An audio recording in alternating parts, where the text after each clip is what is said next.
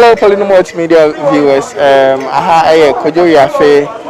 favorite MCs MC. I say na yewo. Aha, around La Paz na yeba no ne na hufo bebre abeshi jama ye na wo ha no krenya me anim nka obosu because areho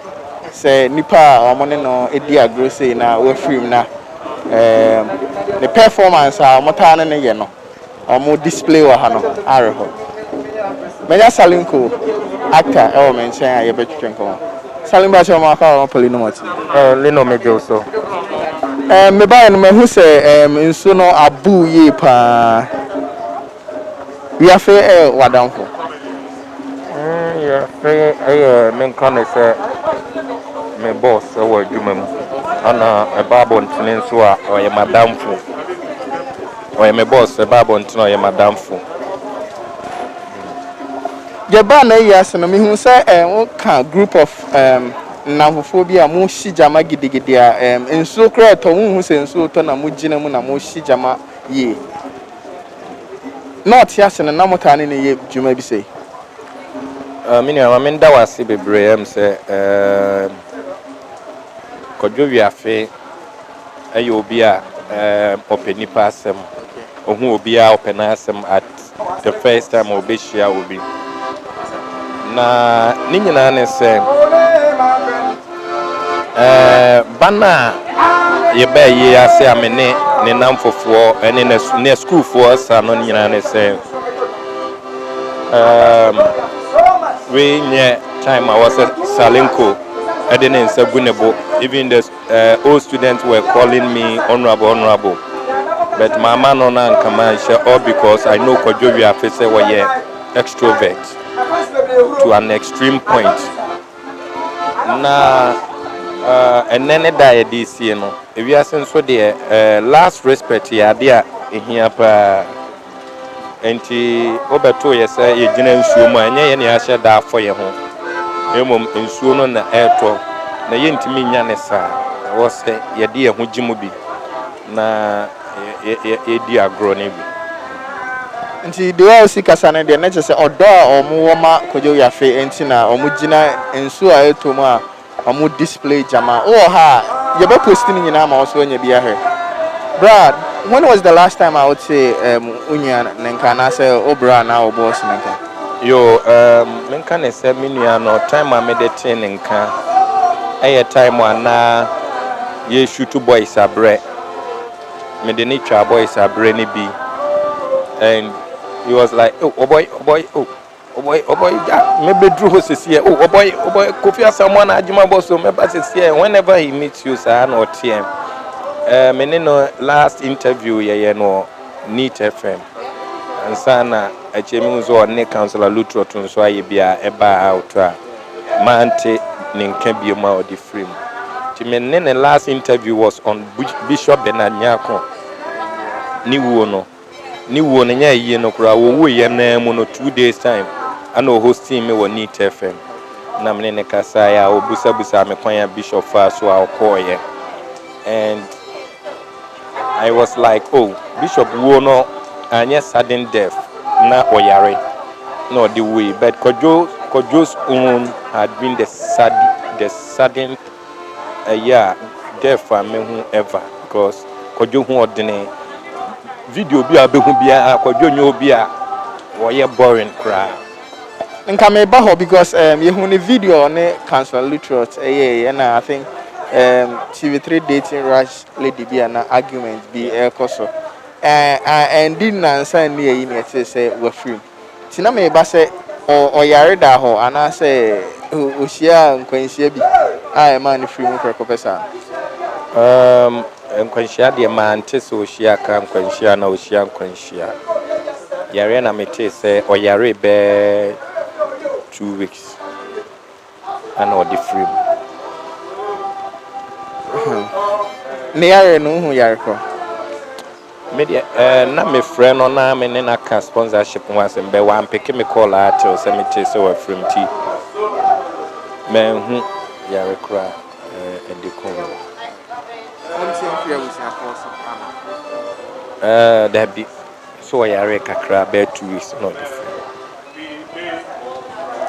Edia de strong kopa na oni Kwadwo Wiafe na ma ebia onama onko onama ebesi utire be mo afe no pa. Oyo obi a oye innovative. Oshia obi a opese opushi nipa no manipa ne konanim. Ade a me hu wo Kwadwo ho no. Oshia obi a anya ne tamfo. Abi anya ne tamfo na ade a ye besi mitrim. Oh boy Jack. Oh boy. Offer me a interview on Bishop Bernard Nyarko no. Oh boy Jack. Film match program be as we need to. Oh boy. We need the number 1 star me do start to. Oh boy be hit the program ne mama. Oh boy Jack. And me am so Kwadwo. Mr. Wa unti me frame me phones ni de be oh boy oh boy wo de me nua ba ko pe wo ha chese nye easy cry oh boy betena so and me so me friend no me time so me twa boys abre no he devoted his time for me and he na my bread because na my drive from Kumasi to Accra na my bread na me ne me yire kasa say oh ma me nko Kwadwo me friend no so bad. Na me ne koye program. That was the last time me ne Kwadwo tena say one-on-one. We need FM program so on Bishop Bernard Nyarko no ho a Kwadwo nso de agya ya. Ano pamete ya me sing. Me so omoboa up to now kura me de me nyintum kura say Kwadwo. Now we can say o start program we need FM na o yes o no do tia no. Now before no need Oba need FM abe start program and so despite media na poti anga sana na niru despite media Kwadwo Rua o play with despite media no Kwadwo Rua o play with despite media na broad or your producer and you need hello okay and what the peace needs and okay and a UTV. What the days UTV days with the stars now on one and a chicho will be a boy co-host program with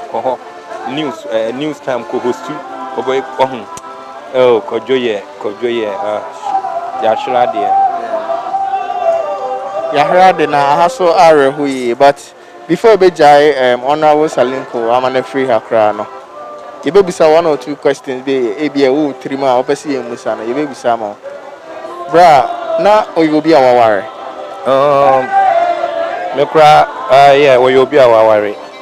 ana am say wo mami no asemi ensan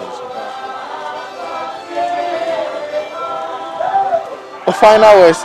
you be o de ma ahwefo ne Ghana man nyina na ye free ha no ede ye gina reho mu ide ya reho sem na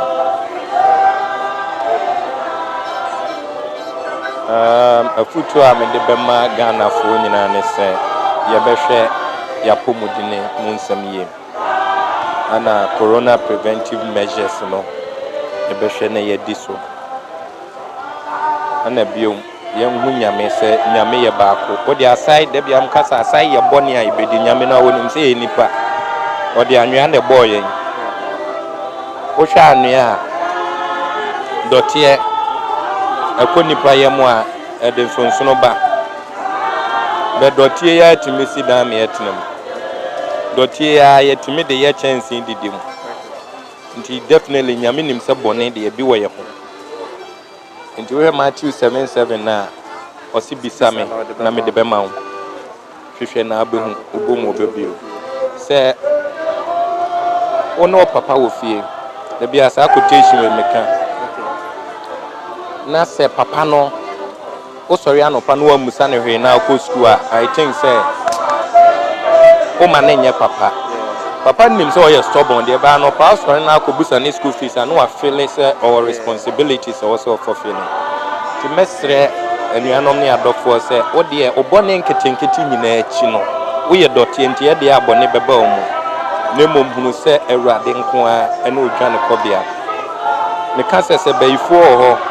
bosom ho Motia wo ho Harry Kishna wo ho baby ananze no omse sa akode ekwadwan bi o se nyampan Luminati ya ode bo nwumi eno nso wo ho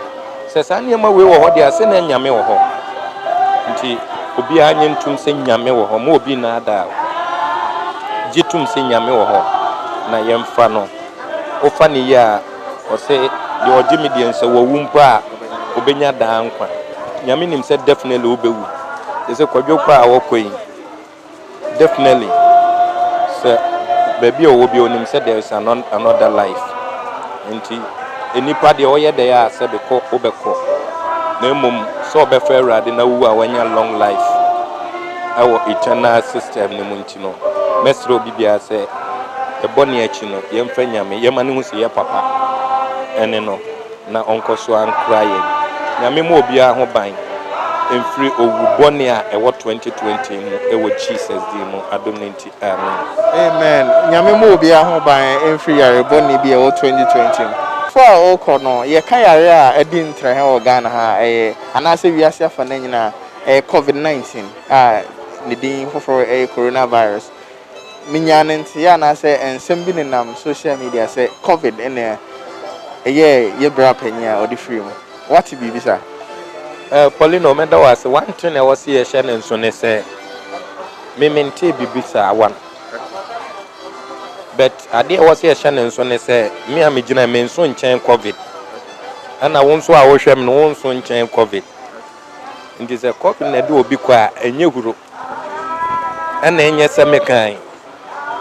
wona wote wona wo so won so wo dwene wo ho na preventive measures no ye nyina ye de boy ho ban ade ehia biom ye mpaibo ade ehia pa ye mpaibo se rade na bekoso aboye ho ban nipa bia wo beda wo de bo mpaye our father no de ka ana fa ho hye nyamensa nako okay Kwadwo Wiafe ase na yo because of COVID-19 you know nipa 100 area ma na emsiafo no ama mom we achire nyina ka mo chie wi anu mo fro like the preventive measures be wa ha bia na omu guso kama enti Poleeno Multimedia guso e dey update be e be koso ha bia bebro bye bye.